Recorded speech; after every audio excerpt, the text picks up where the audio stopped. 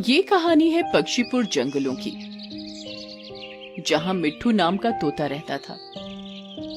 मिट्ठू का अभी कुछ महीने पहले ही जन्म हुआ है और उसकी माँ काफी कमजोर थी, तो वो मिट्ठू को जन्म देते ही मर गई। मिट्ठू छोटा बच्चा था, उसे पता नहीं था कि वो बोलेगा कैसे और उड़ेगा कैसे। धीरे धीरे समय बीत रहा था। मिट्ठू औरों को देख देख कर उड़ना सीख गया, लेकिन मिट्ठू को कभी बोलना आया ही नहीं, या ये मानो वो बेचारा गूंगा ही था। मिट्ठू भी औरों की तरह सोचता था, मैं कब दूसरों की तरह बोलना शुरू करूंगा? क्या मैं ऐसा ही रहूंगा? फिर एक दिन मुनमुन चिड़िया और उसका साथी मोटा पपीता चाचू घर के सामने बैठे थे और वो मिट्ठू के बारे में ही बातें करने लगे। तुम्हें पता है मिट्ठू गूंगा है? मुझे भी कुछ समय पहले ही ये बात पता चली। अरे क्या तुम सच बोल रही हो मुनमुन? मुझे तो आज ही पता चला।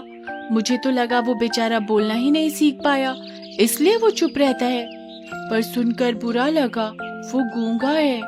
हाँ बहन, लेकिन हमें भी अभी पता चला है कि वो गूंगा है बेचारा।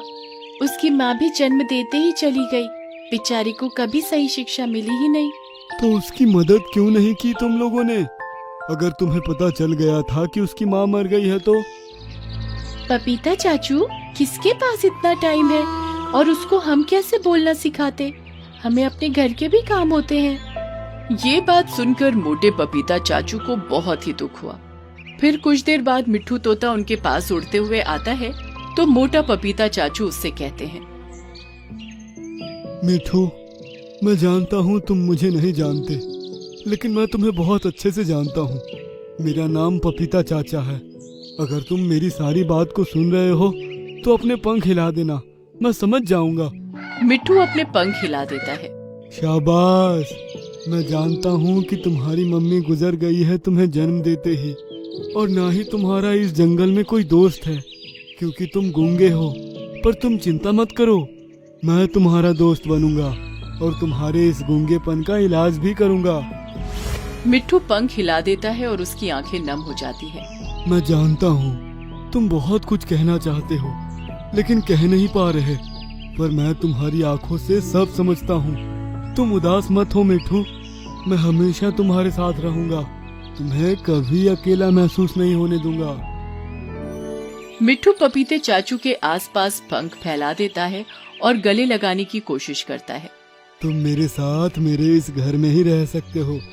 मैं बाकी पक्षियों को भी अपने घर में सहारा देता हूँ, लेकिन तुम आज से मेरे घर में हमेशा के लिए रहोगे।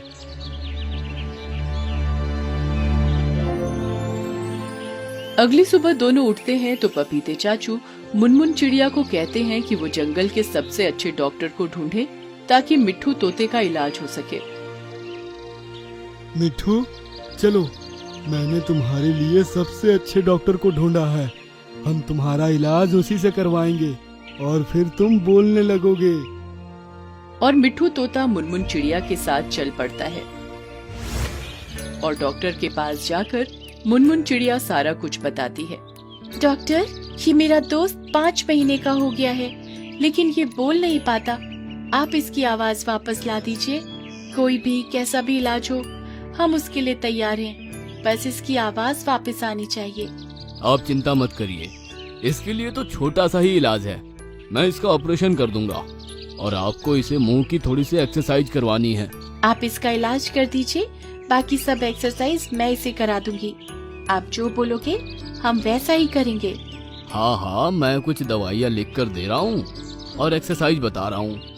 आप इन्हें वो करवा लीजिएगा और इन्हें 2 दिन बाद फिर ले आइएगा और उस दिन हम इनका ऑपरेशन कर देंगे। फिर वो दोनों पपीता चाचू के पास पहुँच जाते हैं। मोटा पपीता चाचू सब दवाइयाँ मिट्ठू को समय पर देते हैं और अगले 2 दिन तक वैसे ही करता है जैसा डॉक्टर ने उन्हें बताया था। 2 दिन बाद मुनमुन चिड़िया मिट्ठू को फिर से डॉक्टर के पास ले जाती है। बहुत अच्छे, आपने सभी दवाइयाँ समय से दी है, इसलिए मिट्ठू तोता बहुत जल्दी रिकवरी कर रहा है। हाँ डॉक्टर, एक भी दिन दवाइयों में गलती नहीं हुई। हमने वैसा ही किया जैसा आपने कहा। डॉक्टर मिट्ठू को ऑपरेशन कर देते हैं और मिट्ठू की आवाज वापस आ जाती है और पपीता चाचू ये देखकर बहुत ही खुश